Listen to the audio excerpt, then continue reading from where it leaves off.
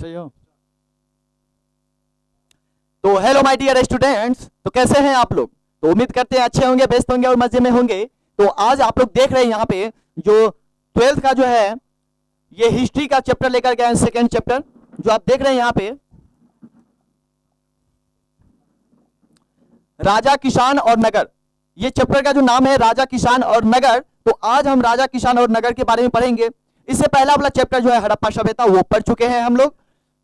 यानी कहने का मतलब है वो जो है वो दूसरे चैनल पे है। आप लोग अगर नहीं जुड़े हुए हैं, अगर नए हैं, तो आप हमसे इस नंबर पे कांटेक्ट करके वो पहला चैप्टर का वीडियो जो है वो मंगा सकते हैं। देखिए यहाँ पे 2 नंबर दिया गया है, इस नंबर पे कांटेक्ट करके अब वो पहला वीडियो जो है हड़प्पा सभ्यता जो चैप्टर है, फर्स्ट चैप्टर, वो आप मंगा सकते हैं। यहाँ पे देखिए अयोध्या बैच,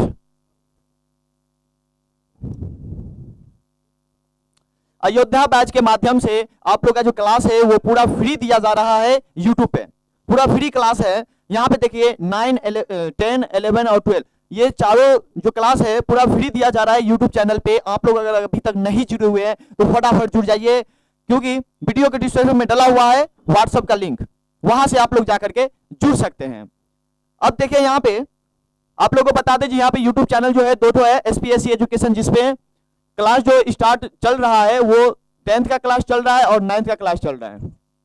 9th और 10th का क्लास स्टार्ट हो चुका है, एसपीएससी एजुकेशन में पूरा चल रहा है। उसके बाद एसपीएससी एजुकेशन 2.0 पे 11th और 12th का क्लास जो है वो स्टार्ट है, चालू है। तो आप लोग अगर अभी तक नहीं जुड़े हुए तो फटाफट जुड़ जाइए। तो आगे बढ़ते हैं। तो यहाँ पे देखिए हम लोग के टीम के माध्यम से जो आप लोग को जो विशेष सुविधाएं जो मिलेगी, जो आप लोगों को विशेष सुविधाएं जो मिलने वाली है, यहाँ पे देखिए live class, video class, doubt class, ये तीनों क्लासेस जो है आप लोग को पूरा फ्री प्रोवाइड किया जाएगा। उसके बाद यहाँ पे आप देख रहे हैं स्पेशल पीडीएफ जो है वो भी आप लोग को दिया जाएगा। देखिए यहाँ पे 2 तरह का पीडीएफ है। पहला पैनल पीडीएफ है जो हमारे टीम के माध्यम से जो राइट किया जाएगा, पैनल पीडीएफ है वो भी आप लोग को दिया जाएगा। जस्ट क्लास खत्म होते ही आप लोग के ग्रुप में डाल दिया जाएगा। अगर आप लोग अभी तक नहीं जुड़े हुए हैं तो आप लोग फटाफट जुड़ जाइए। उसके बाद यहाँ पे देखिए स्पेशल पीडीएफ नोट्स, जो टाइपिंग नोट्स जो होते हैं, यानी उसको जो टाइप किया जाता है वो नोट्स आप लोग को लास्ट में दिया जाएगा। तो आप लोग अगर नहीं जुड़े तो फटाफट जुड़ जाइए। उसके बाद यहाँ पे देखिए क्वेश्चन बैंक का भी सोल्यूशन दिया जाएगा आप लोग को। पीडीएफ जो भी क्वेश्चन पूछा गया सारा सोल्यूशन आप लोग को दिया जाएगा। वीकली टेस्ट सीरीज का भी प्रबंध है, यहाँ पे आप लोग को वीकली टेस्ट सीरीज भी होगा। अब यहाँ पे देखिए राजा किसान और नगर आरंभिक राज्य और अर्थव्यवस्थाएं, लगभग 600 ईसा पूर्व से लेकर के 600 ईस्वी तक का जो है ये अभी इसमें अध्ययन करेंगे सेकंड चैप्टर में जो है। देखिए यहाँ पे राजा के बारे में पढ़ेंगे, किसान के बारे में पढ़ेंगे, यहाँ के नगर के बारे में पढ़ेंगे। जो यहाँ का नगर किसान है ना, यहाँ के जो अर्थव्यवस्थाएं थे, किस तरह से इन लोग का जो है अर्थव्यवस्थाएं थे। देखिए आप यहाँ पे देख सकते हैं जो एक तरह से ये ग्रामीण क्षेत्र है। ये सभ्यता जो है आप लोग इसमें जो है वैदिक काल की सभ्यता में बारे में पढ़ेंगे हम। तो ये जो वैदिक सभ्यता जो है कैसी सभ्यता है, तो ग्रामीण सभ्यता है, तो इसके बारे में पढ़ेंगे। आप लोग कमेंट कीजिएगा जो हड़प्पा सभ्यता कैसी सभ्यता थी। आप लोग कमेंट कीजिएगा जो हड़प्पा सभ्यता कैसी सभ्यता थी।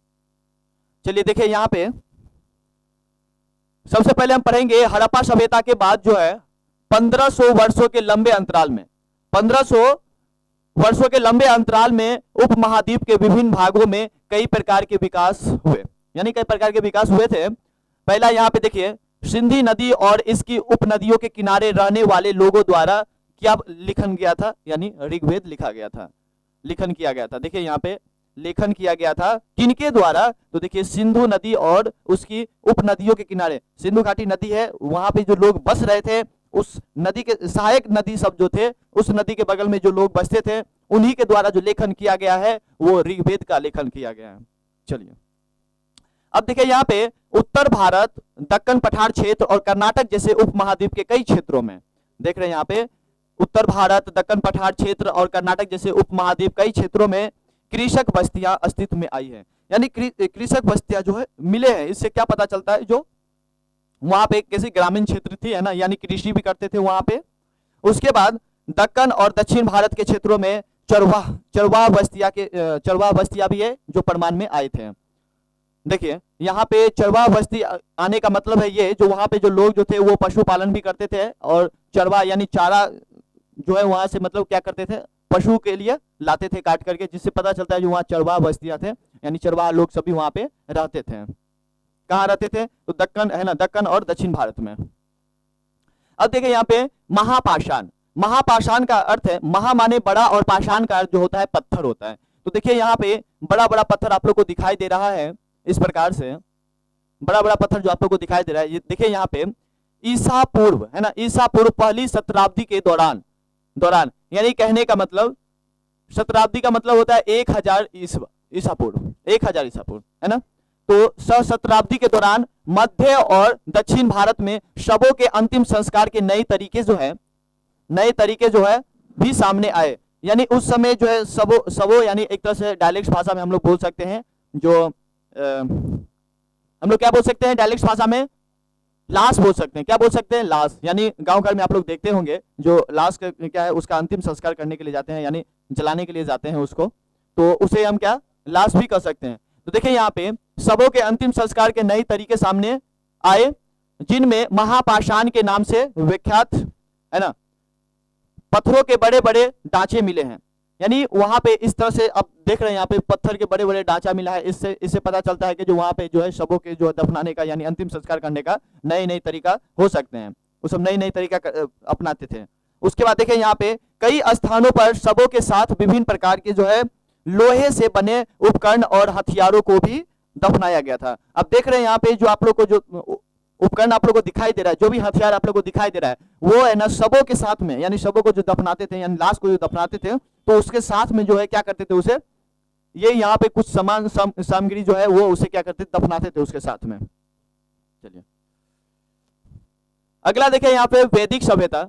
वैदिक सभ्यता, तो वैदिक शब्द जो है वो क्या चीज से लिया गया है? तो वेद से लिया गया है। वैदिक सभ्यता जो है वो क्या चीज से लिया गया है? वेद से लिया गया है। वेद का अर्थ ज्ञान होता है। वेद का अर्थ क्या होता है? ज्ञान होता है। आप लोग को याद रखना पड़ेगा। देखिए यहाँ पे वैदिक सभ्यता जो है वो वेद से लिया गया है, वेद से बना है, और वेद का अर्थ होता है ज्ञान होता है। वैदिक सभ्यता से आप क्या समझते हैं? देखिए यहाँ पे ये क्वेश्चन पूछा जाता है, ये बहुत ही इंपॉर्टेंट क्वेश्चन है, आप लोग को याद रखना पड़ेगा। आज का जो क्लास है वो बहुत ही वेरी इंपॉर्टेंट है, क्योंकि यहाँ पे जो क्लास है केवल 11th के लिए और 12th के लिए नहीं है। ये क्लास जो आज हम दे रहे हैं यूट्यूब चैनल पे, ये कंपटीशन के लिए भी है, ये कंपटीशन के लिए भी है। आप देखिए यहाँ पे वैदिक सभ्यता जो है, वैदिक सभ्यता से आप क्या समझते हैं? तो सिंधु घाटी सभ्यता के पश्चात, यानी आप एक तरह से कह सकते हैं बाद, जो सिंधु घाटी सभ्यता के बाद जो है भारत में जिस नवीन सभ्यता का विकास हुआ उसे ही क्या कहते हैं? उसे ही आर्य अथवा वैदिक सभ्यता या वैदिक काल के नाम से जाना जाता है। तो देखिए आप लोगों को सिंपल भाषा में एकदम याद रखना पड़ेगा। जो वैदिक सभ्यता से आप क्या समझते हैं? तो सिंधु घाटी सभ्यता के पश्चात भारत में जिस नवीन सभ्यता का विकास हुआ उसे ही आर्य अथवा वैदिक सभ्यता या वैदिक काल के नाम से जाना जाता है। और वैदिक सभ्यता या वैदिक काल की जानकारी हमें मुख्यतः वेदों से मिलता है। क्या चीज से मिलता है? वेदों से मिलता है। आप लोग को ये याद रखना पड़ेगा। जो वैदिक सभ्यता या वैदिक काल की जानकारी जो है हमें मुख्यतः कहां से मिला है? तो वेदों से मिला है। अब वेद टोटल कितना है? वेद जो है आप लोग को अगर पता होगा तो आप लोग कमेंट कीजिएगा, वेद जो है कितना है टोटल? चलिए वेद जो है टोटल कितना है? 4 है। वेद कितना है टोटल? 4 है। चलिए अब देखिए यहाँ पे वैदिक काल के बारे में पढ़ेंगे। तो वैदिक काल जो है वो 1500 ईसा पूर्व से लेकर के 600 ईसा पूर्व तक है। कहां तक है? वैदिक काल के समय जो है 1500 से लेकर के 600 ईसा पूर्व तक है। 1500 ईसा पूर्व से लेकर के 600 ईसा पूर्व। वैदिक काल को 2 भागों में बांटा गया है। वैदिक काल को कितने भागों में बांटा गया है? देखिए आप लोग को याद करने के लिए एकदम बेटर ध्यान से याद रहे, इसलिए हम देखिए कुछ इसको सजा करके लाए हैं जो आप लोग को ज्यादा से ज्यादा क्या हो जाए, याद हो जाए, जल्दी से जल्दी क्या हो जाए, याद हो जाए। देखिए यहाँ पे वैदिक काल का जो है वो 2 भागों में बांटा गया है। वैदिक काल को 2 भागों में बांट दिया गया है। पहला ऋग वैदिक काल बांट दिया गया है, दूसरा उत्तर वैदिक काल बांट दिया गया है। पहला क्या है? ऋग वैदिक काल, जिसका समय कब से कब तक? 1500 से लेकर के 1000 ईसा पूर्व तक है। ऋग वैदिक काल का समय कब से कब तक है? 1500 से लेकर के 1000 ईसा पूर्व तक है। उसके बाद उत्तर वैदिक काल का जो समय है वो 1000 से लेकर के कितना तक है? 600 ईसा पूर्व तक। 1000 ईसा पूर्व से लेकर के 600 ईसा पूर्व तक है। उसके बाद यहाँ पे देखिए ऋग वैदिक काल का जो जानकारी है हमें कहां से मिला? ऋग वैदिक काल का जो जानकारी है हमें कहां से मिला? तो इस काल की जानकारी हमें ऋग्वेद से मिला। इस काल की ऋग वैदिक काल की जानकारी कहां से मिला? ऋग्वेद से मिला। उसके बाद उत्तर वैदिक काल का जो जानकारी है हमें कहां से मिला? तो देखिए यहाँ पे इस काल की जानकारी हमें अन्य वेद कहने का मतलब है यजुर्वेद, सामवेद और अथर्ववेद से मिले।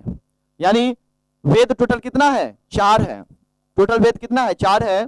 पहला है ऋग्वेद, यजुर्वेद, सामवेद और अथर्ववेद। तो देखिए यहाँ पे ऋग्वेद से ऋग्वेदिक काल का जानकारी मिला, बाकी अन्य वेद जो है यजुर्वेद, सामवेद और अथर्ववेद, उस वेदों से किस चीज का जानकारी मिला है? तो उत्तर वैदिक काल का जानकारी मिला है। चलिए अब देखिए यहाँ पे वैदिक काल में आर्यों का जो आगमन भारत में हुआ था, है ना, वैदिक काल में ही आर्यों का जो है आगमन हुए थे भारत में। उसके बाद संस्कृत शब्द है, इसका जो आर्य जो है वो कैसा शब्द है? संस्कृत शब्द है। आर्य कैसा शब्द है? संस्कृत शब्द है, जिसका अर्थ क्या होता है? श्रेष्ठ। जिसका अर्थ क्या होता है? श्रेष्ठ होता है। अब देखिए जो संस्कृत जानते थे, अब देखिए आर्यों को 2 भागों में बांट दिया गया। जो भी आर्य लोग जो थे, उसका जो यानी कहने का मतलब आगमन हुए थे भारत में, तो उस समय जो है ऋग्वेदिक काल यानी वैदिक काल में जो आगमन हुए थे आर्यों का, तो आर्यों को 2 भागों में बांट दिया गया था। पहला आर्य और दूसरा अनार्य। यानी एक तरह से हम कह सकते हैं जो संस्कृत जानते थे उसे आर्य कहा गया, उसके बाद जो संस्कृत नहीं जानते थे उसे अनार्य कहा गया। तो देखिए आप लोग को ये याद रखना पड़ेगा, जो आर्य को जो है कितने भाग में बांटा गया था? आर्य मतलब कितने प्रकार के थे? तो 2 प्रकार के थे। पहला अनार्य था, दूसरा आर्य था। यानी जो संस्कृत जानते थे वो आर्य और जो संस्कृत नहीं जानते थे वो अनार्य। तो देखिए आर्य के द्वारा जो है अनार्य को संस्कृत सिखाया जाता था। संस्कृत सिखाने का जो काम था वो किसका था? तो आर्य का था। आर्य किसको सिखाते थे? अनार्यों को सिखाते थे।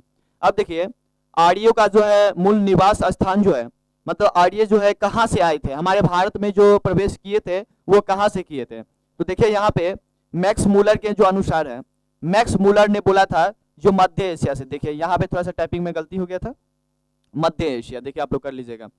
मैक्स मूलर के अनुसार जो है कहाँ से आए थे? मध्य एशिया से आए थे। उसके बाद दयानंद सरस्वती के अनुसार कहाँ से आए थे? तो तिब्बत से आए थे। दयानंद सरस्वती के अनुसार कहाँ से आए थे? तिब्बत से आए थे। तीसरा जो है बाल गंगाधर तिलक ने बताया था जो उत्तरी ध्रुव से आए थे। आर्य का जो आगमन हुआ था वो उत्तरी ध्रुव से आए थे। ये किसके अनुसार था? तो बाल गंगाधर तिलक के अनुसार था। दयानंद सरस्वती के अनुसार कहाँ से आए थे? तो तिब्बत से आए थे। मैक्स मूलर के अनुसार कहाँ से आए थे? तो मध्य एशिया से आए थे। चलिए अब देखिए यहाँ पे जब उनका प्रवेश हुआ, जब भारत में आगमन हुआ उनका, भारत में आए, तो वो सर्वप्रथम कहाँ बसे? तो आर्य जो है सर्वप्रथम पंजाब और अफगानिस्तान में, है ना, पंजाब एवं अफगानिस्तान में आकर के बसे थे। तो देखिए आप लोगों को ये याद रखना पड़ेगा, जो आर्य का आगमन जो हुए थे वो सर्वप्रथम भारत में कहाँ पर आके बसे थे? तो पंजाब एवं अफगानिस्तान में आकर के बसे थे। यह एक ग्रामीण जो है सभ्यता थी। यह कैसी सभ्यता थी? हड़प्पा, इस वैदिक सभ्यता जो थी वो कैसी सभ्यता थी? तो ग्रामीण सभ्यता थी। हम आप लोग को बोले थे जो हड़प्पा सभ्यता कैसी सभ्यता थी, आप लोग कमेंट नहीं किए हैं, आप लोग फटाफट कमेंट कीजिए। उसके बाद आर्यों की भाषा जो है वो कैसी थी? तो संस्कृत थी। अभी अभी हम बताए हैं जो संस्कृत जानते थे उसे आर्य कहा गया, जो संस्कृत नहीं जानते थे उसे अनार्य कहा गया। यानी आर्य को जो है 2 भाग में बांट दिया गया था। आर्यों की जो है प्रशासनिक इकाई, आर्यों की प्रशासनिक इकाई को 5 भागों में बांटी थी। आर्य की जो है प्रशासनिक इकाई उस समय कैसी, उन सबके जो प्रशासनिक इकाई चल रहे थे यानी कानूनी व्यवस्था थे वो कैसी थे? तो देखिए यहाँ पे 5 भागों में उनको बांटा गया था। पहला कुल, और कुल के बाद क्या? ग्राम। यानी पहला सबसे छोटा क्या था? कुल, उसके बाद ग्राम, उसके बाद विष, उसके बाद जन, उसके बाद राष्ट्र। यानी इसको 5 भागों में बांटा गया था। सबसे छोटा कुल, उसके बाद ग्राम, ग्राम के बाद विष, विष के बाद जन, जन के बाद राष्ट्र। तो ये 5 इकाई थे, प्रशासनिक इकाई थे। किसका? आर्यों का। यानी आर्य सभ्यता से कैसी प्रशासनिक इकाई मिले? तो 5 प्रकार के मिले थे। वो कौन कौन सा? कुल, ग्राम, विष, जन और राष्ट्र। अब देखिए वेद है जो है, ये वेद जो है टोटल कितने हैं? तो वेद जो है वो टोटल 4 है। कितने वेद है? 4 वेद हैं। टोटल कितने वेद है? 4 वेद है। पहला देखिए ऋग्वेद, दूसरा यजुर्वेद, अथर्ववेद और सामवेद। देखिए ये याद रखना बहुत ही जरूरी है क्योंकि ये क्वेश्चन 100% पूछा जाता है। ये क्वेश्चन जो है 100% पूछा जाता है। जो वेद कितने हैं टोटल? तो 4 है। उसके बाद कौन कौन से वेद है? तो ऋग्वेद, यजुर्वेद और अथर्ववेद, सामवेद। ऋग्वेद, यजुर्वेद, अथर्ववेद और सामवेद। तो देखिए आप लोग को ये याद रखना पड़ेगा। आगे देखिए एक एक करके वेद पढ़ेंगे हम। यहाँ पे देखिए आप लोग को हम दिखाए थे जो टोटल कितने वेद है? 4 वेद है, ऋग्वेद, यजुर्वेद और अथर्ववेद और सामवेद। एक एक वेद करके चारों वेद हम पढ़ेंगे। तो आप लोग का जो है कॉन्सेप्ट है पूरा बोर्ड पे होना चाहिए। आप लोग एकदम कमेंट करते रहिए। अगर आप लोग को समझ में आ रहा है तो यस करिए। आप लोग समझ गए ना? देखिए यहाँ पे ऋग्वेद के बारे में पढ़ेंगे तो ऋग्वेद सबसे प्राचीन वेद है, और ये बहुत ही इंपॉर्टेंट क्वेश्चन है। ये क्वेश्चन पूछा जाता है, जो कौन से वेद सबसे प्राचीन वेद है, तो ऋग्वेद है। कौन से वेद जो है वो सबसे प्राचीन वेद है, तो ऋग्वेद है। इसमें जो मंडल जो मिला हुआ है टोटल कितना, 10 मंडल है। उसके बाद 1028 क्या है, सूक्त है, और 10,462 जो है क्या है, रचाएं हैं, रचाएं हैं। ऋग्वेद के तीसरे मंडल में जो मिले हैं वो क्या है, गायत्री मंत्र है। ऋग्वेद के तीसरे मंडल में क्या है, गायत्री मंत्र है। ये आप लोग को याद रखना पड़ेगा। गायत्री मंत्र के रचनाकार कौन है, विश्वामित्र। बहुत ही इंपॉर्टेंट क्वेश्चन है, और ये कंपटीशन के लिए भी बहुत ही इंपॉर्टेंट क्वेश्चन है। जो गायत्री मंत्र के जो रचनाकार है वो कौन है, विश्वामित्र है। उसके बाद ऋग्वेद में स्तोत्र और प्रार्थनाएं का संचय किया गया है। ऋग्वेद में क्या चीज का संचय किया गया है, देखिए आप लोग को याद रखना पड़ेगा। जो स्तोत्र और प्रार्थनाएं का रचना किया गया है, जैसा आप देख सकते हैं यहाँ पे ऋग्वेद में कुल मंत्रों की संख्या जो है वो 10,500 कितना है, 80 है। ऋग्वेद में टोटल मंत्र है, उसको देखिए यहाँ पे इसमें जो दोहराया गया मंत्र था वो 118 था, यानी 118 मंत्र को क्या किए गए थे, दोहराए गए थे। जिसमें से अगर 118 अगर घटाइएगा इसमें से 10,580 में से, तो आपको 10,462 निकल जाएगा, जो कि मूल मंत्र है, जो कि कैसा मंत्र है, मूल मंत्र है। तो आप लोग को ये याद रखना पड़ेगा, जो इनमें टोटल जो मंत्र है वो कितने हैं, तो 10,580। इसमें दोहराए गए कितने मंत्र है, तो 118, और मूल मंत्रों की संख्या कितने हैं, तो 10,462। 10,462 में अगर दोहराए गए मंत्र को अगर ऐड करते हैं तो देखिए यहाँ पे 10,580 आप लोग का टोटल मंत्र निकल जाएगा। चलिए, ये जो है हमारा ऋग्वेद के बारे में हो गया जानकारी। अब हम लेते हैं यहाँ पे यजुर्वेद। देखिए यहाँ पे यजुर्वेद, यजुर्वेद में यज्ञों के नियमों एवं विधि विधान का संकल्प है ना, संकल्प मिलता है, यहाँ से संकलन मिलता है। देखिए यहाँ पे कहने का मतलब यजुर्वेद में क्वेश्चन इस तरह से पूछा जाता है, जो यज्ञों के नियमों एवं विधि विधान का जो संकलन जो है वो कहाँ से मिलते हैं, तो ये यजुर्वेद से मिलते हैं। इसमें बलिदान विधि का भी वर्णन किया गया, यानी बलिदान विधि का किस वेद में वर्णन किया गया है, तो यजुर्वेद में किया गया है। किस वेद में किया गया है, तो यजुर्वेद में किया गया है। आप लोग को ये याद रखना पड़ेगा। उसके बाद सामवेद के बारे में अगर पढ़े तो शाम है ना, अगर वेद यहां से हटाए तो क्या बचेगा, शाम। और शाम का शाब्दिक अर्थ क्या होता है, गान। शाम का शाब्दिक अर्थ क्या होता है, गान होता है। इसे भारतीय संगीत का जनक कहा जाता है। ये जो है सामवेद है, जो सामवेद को ही क्या कहा जाता है, भारतीय संगीत का जनक कहा जाता है। देखिए आप लोग को याद रखना पड़ेगा, जो भारतीय संगीत का जनक कौन से वेद को कहा जाता है, तो सामवेद को कहा जाता है। उसके बाद इसमें संगीतमय स्रोत का जो है वर्णन है। इसमें क्या चीज का वर्णन किया गया है, तो संगीत में स्रोत का वर्णन किया गया है। यानी जो भी गाना बजाना होता है, जो भी, जैसे आप देख सकते हैं जैसे सारे गामा पधा निशा ऐसे जो करते हैं 8 प्रकार के जो होते हैं, वो टोटल जो है किस में मिलते हैं, तो ये सामवेद में ही मिलते हैं। तो सामवेद से ही हमारे भारतीय जो संगीत का जो है जनक है, वो यहाँ पे देख रहे हैं संगीत में जो है स्रोत जो वर्णन किया गया वो किस में किया गया है, तो सामवेद में किया गया है।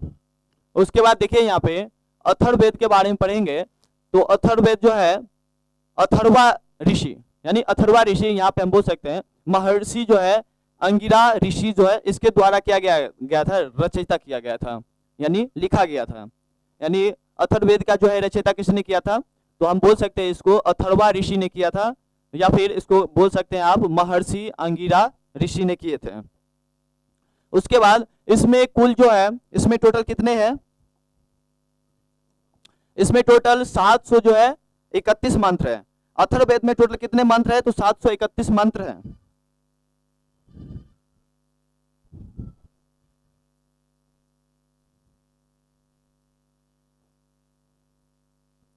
चलिए देखिए इसमें जो है कुल मंत्र जो है कितने हैं, तो 731। तो 731 मंत्र किस में मिले हैं, तो अथर्ववेद में।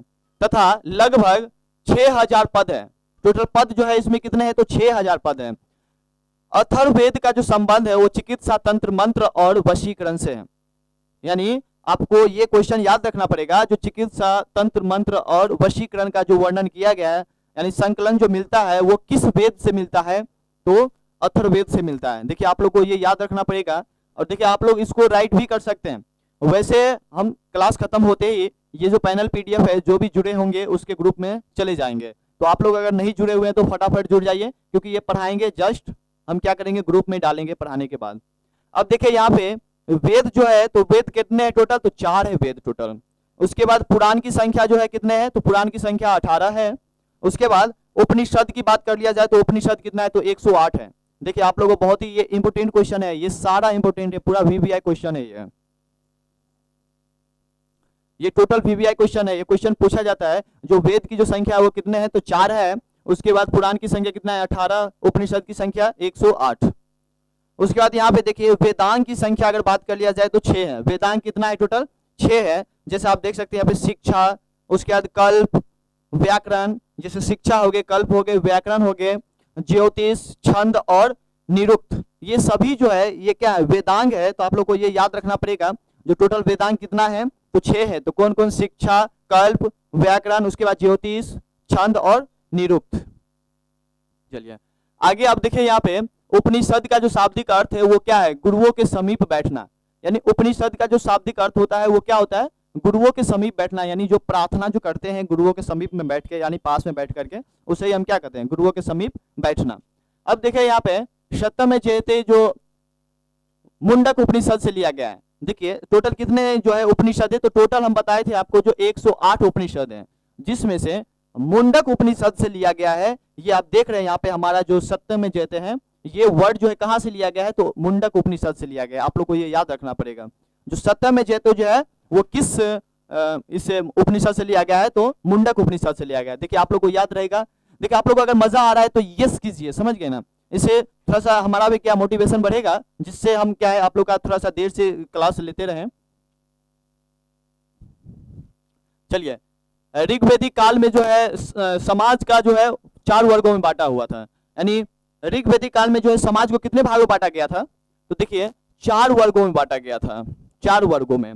देखिए यहाँ पे पहला देख रहे हैं ब्राह्मण, क्षत्रिय, वैश्य और शूद्र। देखिए सबसे बड़ा किसको रखा गया था, ब्राह्मण को रखा गया था। देखिए वैसे सबसे बड़ा तो क्षत्रिय होना चाहिए, क्योंकि इसके पास पावरफुल सब कुछ है ना, शक्ति है, कहने तलवार है, तो इसे क्या काट मार करके, यानी एक तरह से गुंडा आप समझ सकते हैं। तो पावर से ये किसी को भी डरा करके ये अपने अंदर में ले सकते हैं, नीचे में ले सकते हैं। लेकिन उस समय में भी ऋग्वेदिक काल के समय में जो है समाज को 4 वर्गों में बांटा गया था, और उसमें पहले स्थान पे ब्राह्मण को रखा गया, इसलिए क्योंकि इन्हीं के पास जो है संस्कृत पढ़ना आता था, न जानते थे ये, जिसके कारण इसे पूजा पाठ यही करवाते थे, इसलिए इसे फर्स्ट नंबर पे रखा गया। और दूसरे नंबर पे क्षत्रिय, तीसरे नंबर पे जो है वैश्य, उसके बाद सबसे जो छोटे जाति के जो थे, नीच जाति के जो थे, वो शूद्र थे। ऐसा इसमें दिया गया है, देखिए यहाँ पे, ऐसा आप लोग ऐसा बुरा नहीं समझ जाइएगा, ऐसा दिया है यहाँ पे देखिए। उसके बाद ऋग्वेदिक काल में जो है वर्ण व्यवसाय के आधार पर निर्धारित किए गए थे। देखिए वर्ण जो है व्यवसाय के आधार पर, यानी किसका कैसा व्यवसाय है, तो ये पूजा पाठ करवाते थे, जिसके कारण इसे ब्राह्मण यानी 1 नंबर पर रखा गया। उसके बाद क्षेत्रीय, जैसा इसका व्यवसाय कैसा था, तो राजा महाराजा वाला व्यवसाय था, इसलिए इसे राजा महाराजा वाला पे रखा गया पद पे। ये जो व्यापार करते थे इधर उधर छोटा मोटा, जैसे एक तरह से आप देख सकते हैं जो क्षेत्रीय का ही सारा काम करते थे। और सबसे छोटा जो थे, जो कृषि उड़िषि करते थे, खेती उती में करते थे, जो सबसे स्लो जाति के थे, यानी एक तरह से नीच जाति के बोला जा सकता है, तो देखिए वो कौन थे, तो शूद्र थे। चलिए ठीक है, तो ये बस आप लोग को इतना याद रखना है, जो ऋग्वेदिक काल में जो है समाज को कितने वर्गों में बांटा गया था, तो 4 वर्गों में बांटा गया था। कौन कौन, तो ब्राह्मण, क्षत्रिय, वैश्य और शूद्र। किसके आधार पे बांटा गया था, तो देखिए व्यवसाय के आधार पे बांटा गया था। आप लोग को याद रहेगा किसके आधार पे बांटा गया था, तो व्यवसाय के आधार पे बांटा गया था। चलिए अब आगे देखिए वैदिक काल के जो देवता थे, वैदिक काल के जो देवता थे वो कौन कौन से देवता थे, देखिए यहाँ पे पहला देवता के बारे में अगर बात कर लिया जाए तो इंद्र था। कौन सा देवता, इंद्र। यह आर्यों के जो है सर्वाधिक प्रिय देवता थे। देखिए ऋग्वेदिक काल में जो है सबसे सर्वाधिक जो प्रिय देवता थे वो कौन सा देवता थे, तो इंद्र थे। कौन से देवता थे, इंद्र थे।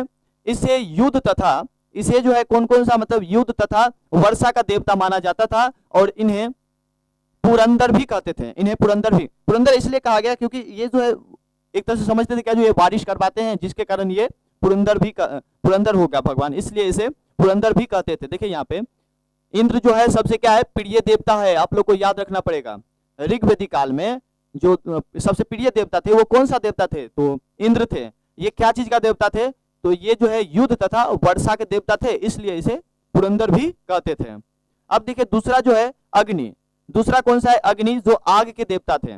देखिए आप लोग को ये याद रखना पड़ेगा, इंद्र, अग्नि, वरुण, सोम, उसके बाद मारुत, उसके बाद रुद्र, ये सभी जो है ऋग्वेदिक काल के देवता थे। ये सभी किस काल के देवता थे? तो ऋग्वेदिक काल के।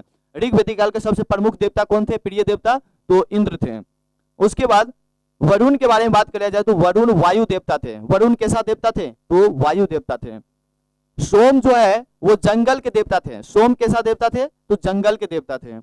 उसके बाद मारुत जो थे वो तूफान के देवता थे। मारुत क्या चीज के देवता थे? तूफान के देवता थे। उसके बाद रुद्र के बारे में बात कर ले जाए, रुद्र ये सबसे क्रोध वाले देवता थे। यानी ऋग्वेदिक काल में सबसे क्रोधित देवता कौन सा थे? तो रुद्र थे। आप लोग को ये याद रखना पड़ेगा, सबसे क्रोधित वाले देवता रुद्र देवता थे। अब देखिए ऋग्वेदिक काल की जो नदियां हैं, ऋग्वेदिक काल की जो नदियां है, देखिए यहाँ पे ये प्राचीन है और ये आधुनिक जो अभी बोला जाता है जो भी नाम,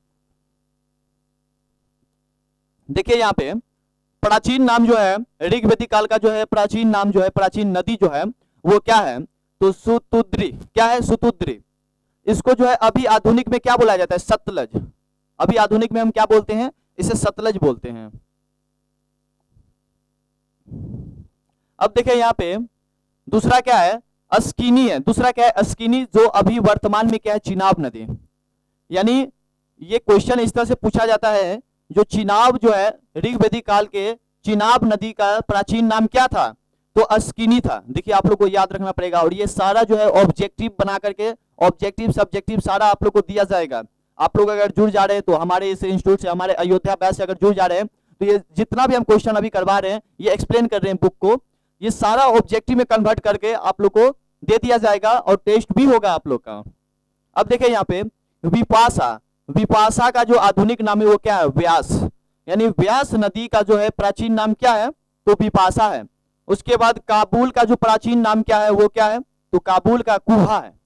काबुल का प्राचीन नाम क्या है? तो कुभा।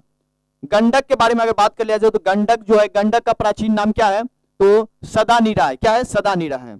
उसके बाद सुवस्तु, सुवस्तु का आधुनिक नाम क्या है? स्वात। यानी आधुनिक नदी जो है वो स्वात नदी है। और स्वात नदी को प्राचीन में क्या कहते थे? सुवस्तु कहते थे। क्या कहते थे? सुवस्तु। और ये किस काल के जो है नदियां हैं? तो ऋग्वेदिक काल की नदियां हैं। चलिए देखिए उसके बाद पुरुषनी, पुरुषनी जो है रावी नदी। और बहुत ही ये इंपोर्टेंट क्वेश्चन है, जो रावी नदी का प्राचीन नाम क्या था ऋग्वेदिक काल के समय का?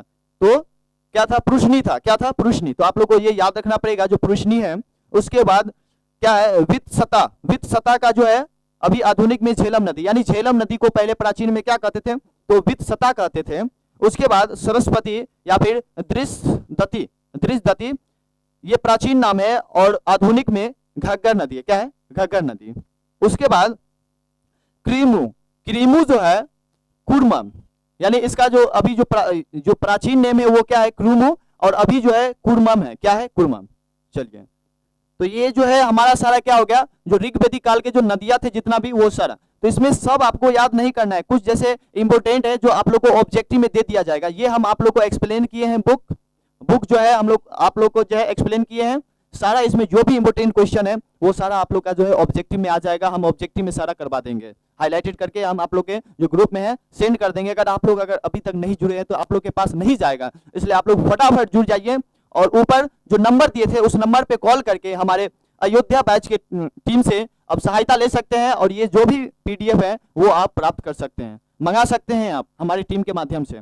चलिए तो आगे बढ़ते हैं। ये सारा क्या था? ये सारा जो है नदी था, ये सब प्राचीन नाम है और ये आधुनिक नाम है, तो देख लीजिएगा आप लोग। तो आगे बढ़ते हैं हम लोग। अब देखिए वैदिक काल के जो है टोटल कितने दर्शन थे? तो 6 दर्शन थे। वेद और उपनिषद को पढ़ करके ही 6 ऋषियों ने अपना दर्शन गढ़ा। यानी 6 दर्शन एक तरह से बुक जो है वो गढ़ा था। यानी उसका उस समय जो है ऋग्वेदिक काल के समय में जो बुक को जो भी गढ़ते थे उसको दर्शन के नाम से मतलब विख्यात था, दर्शन एक तरह से कहते थे। तो देखिए यहाँ पे 6 ऋषियों ने वो दर्शन, 6 जो दर्शन है वो लिखे थे। और क्या चीज को पढ़ करके? तो देखिए यहाँ पे वेद और उपनिषद को। तो हम बताए थे आप लोग को जो टोटल जो वेद है वो कितना है, तो आप लोग फटाफट कमेंट कीजिएगा, बताइए तो वेद जो है कितना है। उसके बाद उपनिषद भी बताइएगा जो उपनिषद कितना है। यहां से देखिए बहुत सारे जो है ये क्वेश्चन बन रहे हैं। जो मान लीजिए वेद है तो कितने वेद है टोटल, कौन कौन सा वेद है, उसके बाद उपनिषद कितना है टोटल, और किस उपनिषद से लिया गया था सत्यम जयते। देखिए आप लोग फटाफट कमेंट कीजिएगा। उसके बाद यहाँ पे देखिए जो वेद और उपनिषद को पढ़ करके ही 6 ऋषियों ने अपना दर्शन गढ़ा। इसे भारत का षड दर्शन भी कहते हैं। इसे भारत का क्या कहते हैं, षड दर्शन भी कहते हैं। अब देखिए यहाँ पे पहला जो है सांख्य दर्शन, तो सांख्य दर्शन किसने लिखा था, तो कपिल ने लिखा था, है ना। सांख्य दर्शन जो है किसने लिखा था, तो कपिल ने लिखा था। उसके बाद न्याय दर्शन के बारे में अगर बात कर लिया जाए तो न्याय दर्शन किसने लिखा था, तो गौतम ने लिखा था। कौन लिखा था, गौतम। न्याय दर्शन जो है किसने लिखा था, गौतम ने लिखा था। उसके बाद योग्य दर्शन किसने लिखा था, तो पतंजलि। और ये बहुत ही इंपॉर्टेंट क्वेश्चन है, पतंजलि के जो द्वारा गढ़ा गया दर्शन था वो कौन सा दर्शन था, तो योग्य दर्शन था। उसके बाद कनाद के द्वारा जो राइट किया गया था यानी गढ़ा गया था वो कौन सा दर्शन था, तो वैशेषिक दर्शन था। कौन सा दर्शन, वैशेषिक दर्शन था। कौन सा दर्शन, वैशेषिक दर्शन। चलिए देखिए यहाँ पे। उसके बाद उत्तर जो मीमांसा जो है, उत्तर मीमांसा वो किसके द्वारा, तो वादरायन के द्वारा। किसके द्वारा, वादरायन के द्वारा। उसके बाद पूर्वी मीमांसा किसके द्वारा, तो जेमिनी के द्वारा। किसके द्वारा, जेमिनी के द्वारा। आप लोग देखिए यहाँ पे ये टोटल कितना है हमारा, जो ऋग्वेदिक काल का दर्शन है जो 6 ऋषियों ने गढ़ा था। 6 ऋषियों के द्वारा 6 दर्शन गढ़ा था। अब देख रहे हैं यहाँ पे टोटल हम बता दिए हैं। जो सांख्य दर्शन का किसने लिखा था, तो कपिल ने लिखा था। उसके बाद न्याय दर्शन किसने, गौतम ने। योग्य दर्शन किसने, पतंजलि ने। उसके बाद वैशेषिक दर्शन किसने लिखा था, कनाद ने लिखा था। उसके बाद उत्तर मीमांसा किसने लिखा था, वादराय ने लिखा था। उसके बाद पूर्वी मीमांसा किसने लिखा था, जेमिनी ने लिखा था। चलिए देखिए अब आगे बढ़ते हैं। आप लोग कमेंट करते रहिए, आप लोग अगर समझ में आ रहा है तो आप लोग कमेंट करते रहिए फटाफट। चलिए आगे देखिए, ऋग्वेदिक काल का जो महत्वपूर्ण कुछ तथ्य है वो हम देख लेते हैं, क्योंकि इसको याद रखना बहुत ही जरूरी है। देखिए यहाँ पे सबसे पहला क्वेश्चन बन रहा है, जो आर्यों का जो मुख्य व्यवसाय था वो क्या था, तो पशुपालन था। क्या था, पशुपालन। देखिए आप लोग को ये याद रखना पड़ेगा, जो आर्य के द्वारा, जो आर्य सभ्यता में जो मुख्य व्यवसाय जो था वो क्या था, तो पशुपालन था। क्या था, पशुपालन। चलिए देखिए आप लोग को याद रखना पड़ेगा। अगर आप लोग को समझ में आ रहा है तो यस कीजिए। आप लोग समझ गए, इससे मेरा मोटिवेशन बढ़ा रहेगा, जिसके कारण हम आप लोग को अच्छा से क्लास ले पाए। उसके बाद देखिए यहाँ पे आर्यों का जो समाज था वो कैसा समाज था, तो पितृ प्रधान समाज था। कैसा समाज था, पितृ प्रधान, यानी पिता के दिया हुआ, यानी पिता के द्वारा जो छोड़ा गया जो होते हैं वैसा ही, तो इसीलिए उसे पितृ प्रधान बोला जाता है। उसके बाद गाय को अधन्य माना जाता था, यानी न मारे जाने योग्य पशु की श्रेणी में रखा गया था। यानी गाय को एक तरह से बलि नहीं दिया जाता था, अधन्य की श्रेणी में रखा जाता था। तो देखिए आप लोग को याद रखना पड़ेगा। उसके बाद आर्यों का जो प्रिय पशु था वो क्या था, तो घोड़ा। आर्यों का जो है प्रिय पशु कौन सा, घोड़ा। सबसे प्रिय, ऋग्वेदिक काल में सबसे प्रिय पशु कौन से थे, तो घोड़ा थे। और सबसे प्रिय देवता जो थे वो कौन सा देवता थे, तो इंद्र थे। देखिए आप लोग को ये याद रखना पड़ेगा, जो ऋग्वेदिक काल में सबसे प्रिय देवता कौन सा थे, तो इंद्र थे। और सबसे प्रिय पशु कौन थे, घोड़ा। आर्यों द्वारा खोजी गई धातु क्या थे, लोहा। देखिए आप लोग एक कमेंट कीजिएगा फटाफट, जो हड़प्पा वासी लोगों के पास जो क्या चीज, कौन सा धातु का जो है ज्ञान नहीं था, कौन सा धातु का ज्ञान नहीं था, फटाफट आप लोग कमेंट कीजिएगा। उसके बाद ऋग्वेद में सरस्वती नदी सबसे महत्वपूर्ण तथा पवित्र मानी जाती थी। देखिए आप लोग को ये याद रखना पड़ेगा, जो ऋग्वेद में सबसे जो पवित्र नदी जो है, सबसे महत्वपूर्ण नदी कौन सा थे, है ना, तो सरस्वती नदी थे। उसके बाद ऋग्वेद में गंगा का उल्लेख जो है 1 बार, यमुना का उल्लेख 3 बार तथा सिंध नदी को जो उल्लेख किया गया था, सिंध नदी को उल्लेख सर्वाधिक बार हुआ था। देखिए आप लोग को ये याद रखना पड़ेगा, जो ऋग्वेद में गंगा का उल्लेख 1 बार किया गया, यमुना का उल्लेख 3 बार तथा सिंधु नदी का जो है उल्लेख कितना बार किया गया था, तो सर्वाधिक बार किया गया था। बार यानी किया गया था उल्लेख। चलिए अब अगला जो है उत्तर वैदिक काल के महत्वपूर्ण तथ्य हैं। देखिए उसमें कुछ नहीं, सब सेम है, ऋग्वेदिक काल में और उत्तर वैदिक काल में सब में सेम है। जस्ट यहाँ पे देखिए थोड़ा सा तथ्य जो है वो अलग तरह से है। जैसे यहाँ पे देखिए ऋग्वेदिक काल में जो है इंद्र की बजाय जो है प्रजापति सर्वाधिक प्रिय देवता बन गए। देखिए जस्ट ज्यादा कुछ चेंज नहीं है, ज्यादा कुछ बदलाव जो है कुछ नहीं है। देखिए यहाँ पे उत्तर वैदिक काल, बस ऋग्वेदिक काल में जो है प्रिय देवता क्या थे? इंद्र थे। अब यहाँ पे क्या हो गए? प्रजापति हो गए। क्या हो गए? प्रजापति, प्रिय देवता बन गए उत्तर वैदिक काल में। अब देखिए उत्तर वैदिक काल में वर्ण व्यवसाय की बजाय जन्म के आधार पर निर्धारित होने लगे थे। देखिए वहां पे जो है वर्ण का जो है किस आधार पे बांटा गया था? तो व्यवसाय के आधार पे बांटा गया था। कौन से काल में? तो ऋग्वेदिक काल में। अब देखिए उत्तर वैदिक काल में जो वर्ण को जो बांटा गया था वो क्या चीज के स्थान पे? तो जन्म के स्थान पे, यानी जन्म के आधार पे बांटा गया था। अब देखिए यहाँ पे उत्तर वैदिक काल में जो है जौ को जो है क्या कहते थे? तो यव कहते थे। क्या कहते थे? यव। उसके बाद धान को क्या कहते थे? तो व्रीहि कहते थे। क्वेश्चन पूछा जाता है जो उत्तर वैदिक काल में धान को क्या कहा जाता था? तो व्रीहि कहा जाता था। उसके बाद उड़द को क्या बोला जाता था? तो माड़ बोला जाता था। उड़द को क्या बोला जाता था? माड़। उसके बाद मूंग को क्या बोला जाता था? तो गूदम। क्या बोला जाता था? गूदम। आप लोग को ये याद रखना पड़ेगा, जो मूंग को क्या कहते थे? गूदम कहते थे। गेहूं जो बहुत ही इंपोर्टेंट क्वेश्चन है, देखिए यहाँ पे गेहूं जो बहुत ही क्या है? इंपोर्टेंट क्वेश्चन है, तो आप लोग को ये याद रखना पड़ेगा।